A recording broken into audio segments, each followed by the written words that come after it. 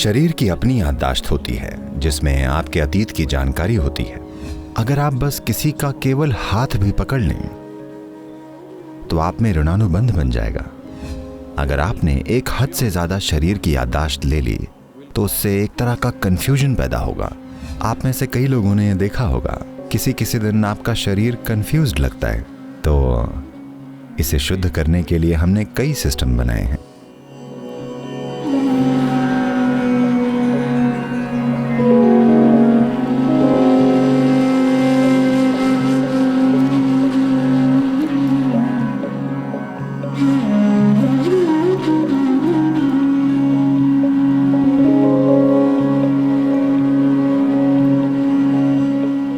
तो हम बात कर रहे थे उसकी जिसे ऋणानुबंध कहा जाता है, यानी कि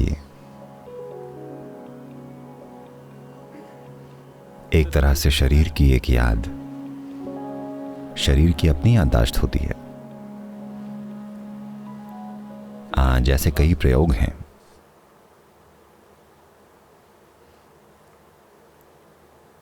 जिनसे इनमें से कुछ बातें एक हद तक सिद्ध की जा सकती हैं। मान लीजिए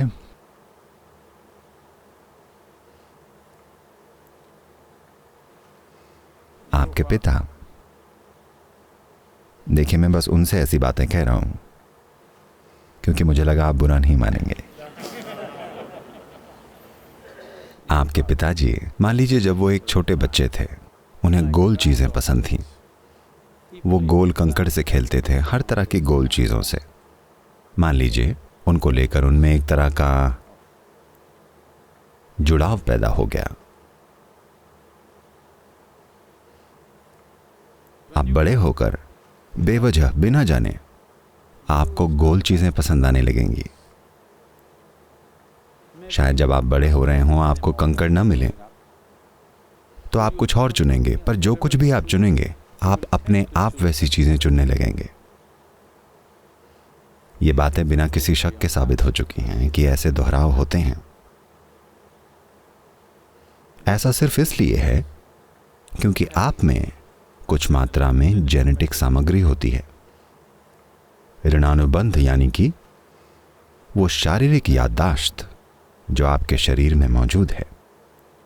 ऐसा खून के रिश्ते की वजह से हो सकता है, ऐसा यौन संबंधों की वजह से भी हो सकता है, जिससे शरीर में कुछ यादें होती हैं।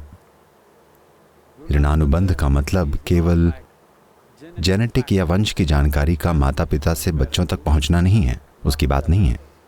शरीर की अपनी याददाश्त होती है जिसमें आपके अतीत की जानकारी होती है।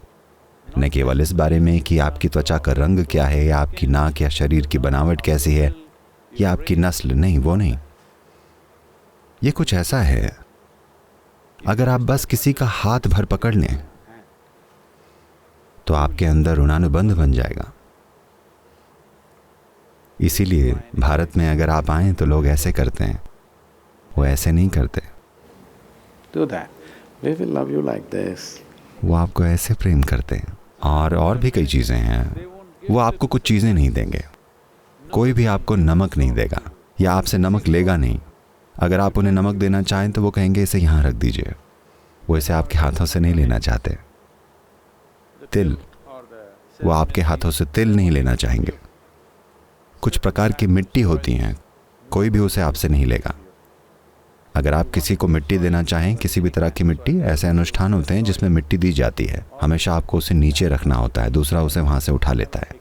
उसे कभी भी किसी के हाथ से मत लीजिएगा, वरना आप में ऋणानुबंध बन जाएगा। अगर आपने एक हद से ज्यादा शरीर की याददाश्त ले ली तो उससे एक तरह का कंफ्यूजन पैदा होगा। ये वाला कंफ्यूजन नहीं, ये कंफ्यूजन अलग होता है, वो आपकी अपनी कमाई है। But physical confusion, if the body is confused, it can't come to ease. शारीरिक कंफ्यूजन, अगर शरीर भ्रम में है तो इसे आराम नहीं मिल पाता।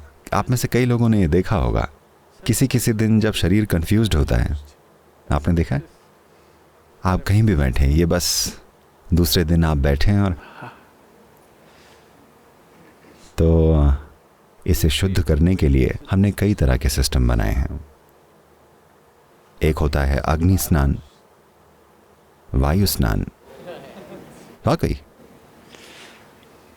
और हाँ, हर रोज जल स्नान।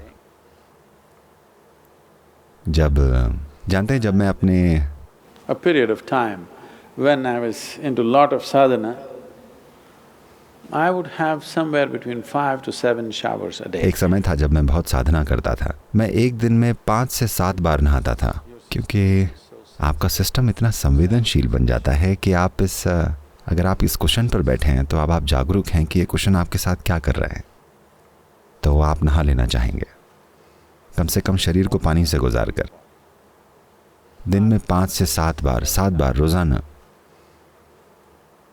This is not ये like ऐसा नहीं है कि मैंने गिन कर रखा है कि मुझे 5 से 7 बार नहाना है, जब भी इसकी जरूरत पड़ी।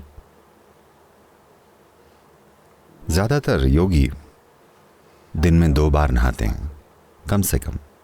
आमतौर पर वो नदी में डुबकी लगाते हैं। कम से कम 1 बार आप बहते पानी में डुबकी लगाते हैं ताकि आप धुलकर साफ हो जाएं।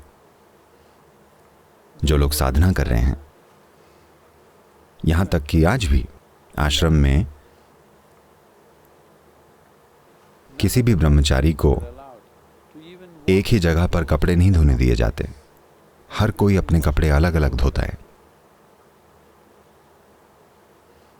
इसलिए हम एक वॉशिंग मशीन नहीं लगा सकते कि सबके कपड़े एक साथ उसमें डाल दिए जाएं और धो लें। वो काफ़ी आसान होता, लेकिन हम ऐसा नहीं करेंगे क्योंकि वो सब के सब साधना कर रहे हैं। and everyone has their own specific characteristics. और हर किसी के अपने विशेष गुण हैं। हम नहीं चाहते कि वो सब खिचड़ी बन जाएं, क्योंकि वो कारगर नहीं होगा। अगर हमें उन्हें मिलाना भी पड़ गया तो हमको हर धुलाई के दौरान उन पर मिट्टी चढ़ानी पड़ेगी। शायद आपको ये ना पता हो, सारे सन्यासी, सारे के सारे साधु और सन्यासी हमेशा बहुत बारीक की हुई छानी हुई मिट्टी से, लाल मिट्टी से अपने कपड़ों को रंगते हैं। ये पूरा आश्रम इसी रंग से पुता हुआ है, क्योंकि हमने सिर्फ मिट्टी का इस्तेमाल किया है। ठीक है, मिट्टी और एक खास गोंद जो पेंट की तरह चिपक जाता है। आश्रम की सारी इमारतों पर यही रंग लगाया गया था। और सभी साधु और सन्यासी जो इस रास्ते पर हैं, वो सभी लाल मिट्टी से अपने कपड़े धोते हैं। छानी हुई मिट्टी जिससे वो अपने कपड़े धोते हैं, तो इसीलिए ये लाल रंग आया है। तो या तो आपको अपने कपड़े अलग से धोने चाहिए, या फिर हर बार आपको उस पर मिट्टी लगानी चाहिए, ताकि आपका ऋणानुबंध, आपका इकलौता ऋणानुबंध सिर्फ धरती के साथ हो, आपके आसपास के लोगों या चीजों के साथ नहीं, बस धरती के साथ। वो ठीक होगा। क्योंकि अगर आप वैसे कपड़े पहने, यहां मटमैले शब्द का दूसरा अर्थ है, अगर आप मिट्टी में सने कपड़े पहने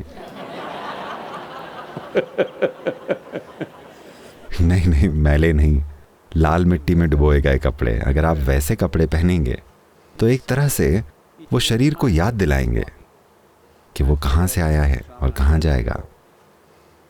तो जो लोग आध्यात्मिक रास्ते पर हैं, वो हमेशा छानी गई लाल मिट्टी में डुबोए गए कपड़े पहनते हैं। असल में वो सफ़ेद कपड़े हैं जो मिट्टी के रंग में रंग गए हैं, क्योंकि उन्हें लगातार फिल्टर्ड मिट्टी से धोया जाता है।